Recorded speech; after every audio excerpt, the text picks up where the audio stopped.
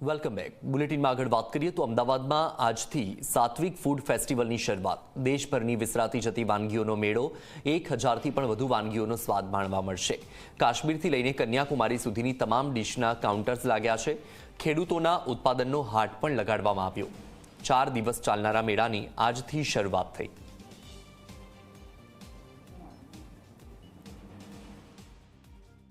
આજથી અમદાવાદમાં સાત્વિક ફૂડ ફેસ્ટિવલની શરૂઆત થઈ રહી છે અને એવી વાનગીઓ કે જે વિસરાઈ રહી છે. હવે ધીમે ધીમે આપણા રસોડાથી જાણે આ રેસિપીઝ જે છે, આ ડીશ જે છે, જાણે ગાયબ થતી હોય તે પ્રકારની રેસિપી અત્યારે અહીં જોવા મળી રહી છે. સાત્વિક ફૂડ ફેસ્ટિવલના આ દ્રશ્યો હાલ આપ જોઈ રહ્યા છો.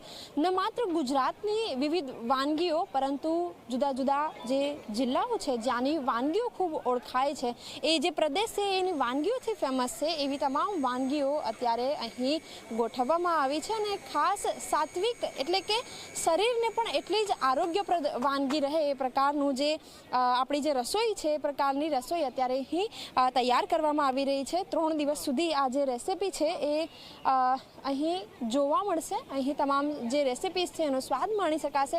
અત્યારે દ્રશ્યો હાલ આપ જોઈ રહ્યા છો કે કાઠિયાવાડની રેસિપી હોય, ખાસ કરીને અત્યારે જે પ્રમાણે સિઝન છે તો ઊંધિયું હોય, અલગ અલગ વેરાયટીઝ અહીં મૂકવામાં આવી છે. અને સાથે રાજસ્થાનની દાલ બાટી હોય કે પછી જમ્મુ કાશ્મીરની ફેમસ ડિશિસ હોય, તમામ ડિશ અહીં જોવા મળી રહી છે.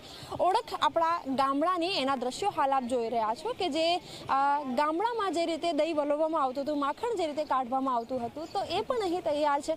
અલગ અલગ ડિશિસ અહીંનો જે સ્વાદ છે એ અહીં માણવા મળશે. અને તમામ જે લોકો છે આજથી આ જે મેળો છે એનું શરૂઆત કરી રહ્યા છે અને મુલાકાત માટે પણ આવી રહ્યા છે. કેમેરામેન તુષાર શાહ સાથે સપના શર્મા, ઝી 24 કલાક, અમદાવાદ.